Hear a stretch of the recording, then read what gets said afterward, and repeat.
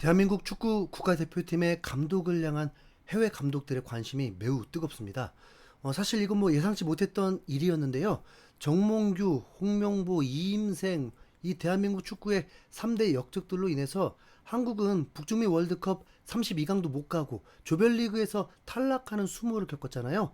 게다가 다음 월드컵이면 이제 손흥민의 나이가 만 38살이 될 수도 있는 상황이라서 온 국민들이 분노하고 안타까워했습니다. 그런데 의외로 해외 감독들이 먼저 한국 대표팀 감독직을 향해서 러브콜을 날리면서 왠지 모를 기대감이 생기고 있죠. 물론 뭐 감독만 선임한다고 다 해결될 건 아닙니다. 한국 축구가 이 모양이 되도록 스스로 자정작용을 하나도 못했던 대한축구협회, 이 협회도 한번 제대로 털어봐야 되고, 앞서 언급한 삼적 역시 수사를 해서라도 처벌을 해야 될 것입니다. 하지만 그렇다고 또 징계나 처벌에만 몰두해서 한국 축구의 미래를 저버릴 순 없잖아요. 이제 9월에는 또다시 A매치가 있고 내년 1월부터 아시안컵이 열리기 때문에 새로운 감독을 선임하고 대표팀을 정비하는 것도 매우 중요한 일입니다. 그런 의미에서 지금 거론되고 있는 대표팀 감독 후보들을 좀 살펴보려고 하는데요. 일단 지금 대한축구협회는 완전 엉망입니다. 정몽규 회장이 사퇴했고 박항서 부회장은 훨씬 일찍 사임했는데 나머지 지도부들은 사퇴 의사가 없다고 합니다. 이 사태에 대해서 책임을 지려고 하는 협회 임원들이 박항서 말고 없다는 겁니다. 네. 진짜 한심한 인간들인데 이 사람들한테 또 다음 감독 선임을 맡기려니까 벌써부터 불안한 겁니다. 그 와중에 지금 새로운 감독 선임 시기를 9월 A매치 전에 하느냐 후에 하냐도 결정 못하고 고민 중이라고 합니다. 그런데 여기에서 개인적인 좀 소신을 밝히자면 무조건 9월 A매치 전에 감독 선임을 해야 됩니다. 9월 A매치 기간이면 이미 유럽 5대 리그는 시즌이 개막했을 때란 말이죠. 그러면 지금은 무직인 여러 감독들이 직장을 찾아서 여기저기 부임해 있을 겁니다. 9월 A매치를 치르기 이전에 그러니까 8월쯤에 선임을 하려고 해야만 현재 구직 중인 유명 감독들을 데려올 수 있는 기회라도 얻을 수 있습니다. 오죽하면 인터넷 상에서는 지금 직장이 없는 감독 목록이 돌아다니고 있는데요. 그 면면을 보면 아주 화려합니다. 맨시티를 맡았던 과르디올라 감독부터 얼마 전까지 독일을 이끌었던 나겔스만 감독, 멕시코를 맡았던 아기레 감독, 우루과이를 맡았던 비엘사 감독, 토트넘을 맡았던 프랭크 감독, 리버풀을 맡았던 슬롯 감독, 바르셀로나를 맡았던 사비 감독, 나폴리를 맡았던 콘테 감독 등등.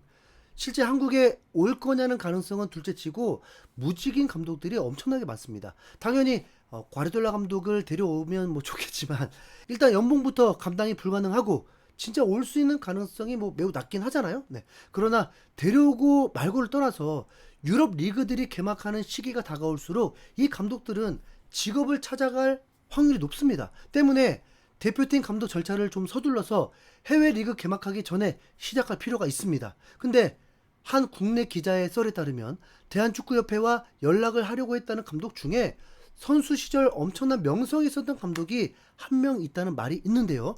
그게 누군지는 모르겠지만 앞서 언급한 목표들 중에는 사비 감독이 선수 시절 가장 유명했습니다. 물론 뭐 사비 감독은 선수 시절에 이룬 게 감독으로서 이룬 것보다 더 많긴 합니다. 하지만 이런 이름값을 가진 감독이 한국에 부임할 수 있다면 그 자체로 한국의 레벨이 좀 높아지는 것 같고 유럽 축구도 좀 이식받을 수 있을 것 같고 여러모로 기대가 되긴 하잖아요. 네. 어디까지나 뭐 이건 그냥 희망사항일 뿐 진짜 그 감독이 사비인지도 몰라요. 네. 근데 마침 이강인이 라리가를 복귀한다고 하고 선수 시절에 매우 유명했다고 하니까 사비 감독이 떠올랐을 뿐입니다. 네. 여기까지는 추정이었고 진짜 확실하게 러브콜을 보낸 해외 감독이 지금까지 2명입니다. 자, 바로 2022 카타르 월드컵 16강을 이끌었던 벤버지 벤투 감독과 2025년 전북의 K리그 우승을 이끌었던 거스 포획 감독인데요. 일단 두 감독 모두 한국 감독직에 대해서 엄청난 열의를 보였다고 알려져 있습니다. 사실 앞서 말씀드렸다시피 현재 축구협회가 매우 엉망이고 혼란인 상태이기 때문에 공식적인 감독 선임 절차는 시작도 못했습니다. 그런데 이 감독들이 먼저 한국에 연락해서 감독을 맡고 싶다는 의사를 표현하고 있는 겁니다. 뭐 벤투 감독의 장점은 뭐 명확합니다. 한국 대표팀 감독을 해봤고 성과를 냈습니다. 벤투는 한국 대표팀을 4년 4개월 동안 이끌었는데 이건 역대 최장수 기록입니다. 그만큼 오래 한국 대표팀을 이끌어봤고 또 A매치 승률도 61.4%로 역대 한국 대표팀 감독들 중에 최상위권입니다. 특히 우리가 카타르 월드컵 때 봤던 우루과이전과 포르투갈전 경기력은 정말 한국 축구가 이 정도로 강했냐 하는 놀라움을 주는 경기였죠. 솔직히 벤투도 초반에는 욕을 많이 먹었습니다. 되지도 않은 빌드업을 시도한다면서 비판을 받았고 실제 성적도 별로였어요. 근데 뚝심을 가지고 4년 동안 팀을 일구니까 정말로 달라진 모습을 보여줬습니다. 당시 한국 선수들이 세계에서 먹힐 정도로 충분히 강하다고 말하면서 약자의 축구가 아니라 대등한 축구를 할 수 있다. 이렇게 자신감을 가지고 빌드업을 하면서 차근차근 만들어가는 축구를 해낸 겁니다. 그 이후에 클리스만과 홍명보를 거치면서 벤투 시절 쌓아둔 빌드업 축구가 다 사라졌지만 또 모르죠. 벤투 감독이 복귀하면 다시 그 DNA가 살아날 수도 있습니다. 다만 한 가지 걱정되는 건 당시에 벤투 사단에 있던 코칭 스태프들 중에 독립한 사람들이 있다는 점입니다. 세르지오 코스타 수석 코치는 지금 K리그에서 제주를 맡아 독립을 했고 펠리페 코엘류 코치도 루마니아 리그에서 감독직을 수행하고 있다고 합니다. 그때 화제가 됐던 것 중에는 벤투 감독을 포함한 벤투 사단 전체에 50억 정도 연봉을 쓴다는 거였는데 그 벤투 사단이 흩어지게 된 거죠. 물론 감독인 벤투의 역할이 가장 크긴 하겠지만 수석 코치면 벤투의 오른팔 정도는 되거든요. 유력한 코치들 2명이 빠진 벤투 사단이 그 전과 똑같은 성과를 낼 수 있을지가 불안한 요소라고 할 수 있습니다. 포획 감독도 한국 축구에 익숙합니다. 한국 대표팀을 맡은 적은 없지만 강등 위기에 처한 전북으로 부임해서 1년 만에 K리그와 컵대회를 모두 우승시켰죠. 벤투처럼 한 팀을 오래 맡아서 변화시킨 게 아닌 단기간에 성과를 내는 데에 특출납니다.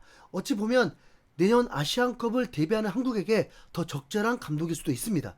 포획 감독이 전북을 우승시키는 걸 보면서 많은 전문가들이 분석한 내용에 따르면 포획의 장점은 대대적인 전술 혁신보다는 원래 있던 선수들과 플레이 스타일을 존중하고 선수들의 심리와 관계를 제거하는 거라고 합니다. 지금 한국 대표팀에게 꼭 필요한 능력이죠. 게다가 경기 중 임기응변 능력이 매우 좋아서 전반에 밀리던 경기를 교체나 전술 변화로 역전을 만들어낸 적이 많습니다. 하이드레이션 브레이크가 또 있을지 모르겠지만 이것 때문에 감독들의 임기응변 능력이 이번 월드컵 최대 화두로 떠올랐잖아요. 그런 면에서 포획 감독은 홍명보와 다르게 상황에 대처하는 능력이 뛰어납니다. 이건 벤투와도 차별되는 점입니다. 벤투 감독은 강력한 플랜 A를 갈고 닦아서 확실한 게임 모델을 밀어붙이는 장점이 있지만 쓰는 선수만 쓴 거나 교체 타이밍이 느리다거나 변화에는 약한 모습입니다. 반면에 포획 감독은 전술적인 혁신은 없지만 그때그때 상황에 적응하는 능력이 강하죠.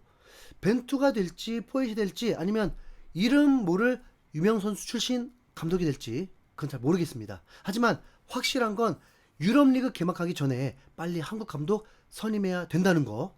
그래야 9월 A매치부터 정신줄 단단히 잡고 내년 아시안컵 우승할 수 있으니까요. 결국에 지금 시스템 바꾸는 건 지금 시간이 걸리는 거 맞고요. 당장에 5개월 뒤 지금 아시안컵입니다.